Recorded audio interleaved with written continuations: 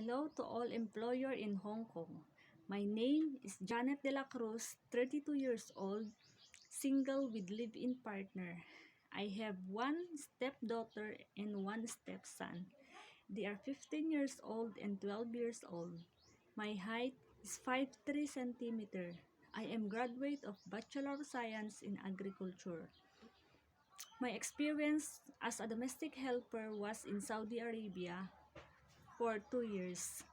I took care of 4 children at the age of 5 years old, 8 years old, 13 years old, and 16 years old.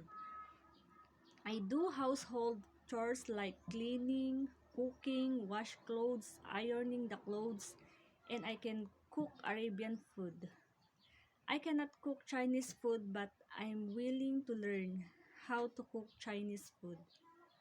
I can also teach them to their homework, and I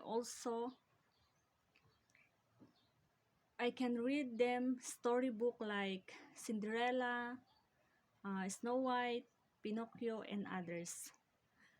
I want to work in Hong Kong to give my family for a better life and better future. I hope you will find me suitable to work with you and your family.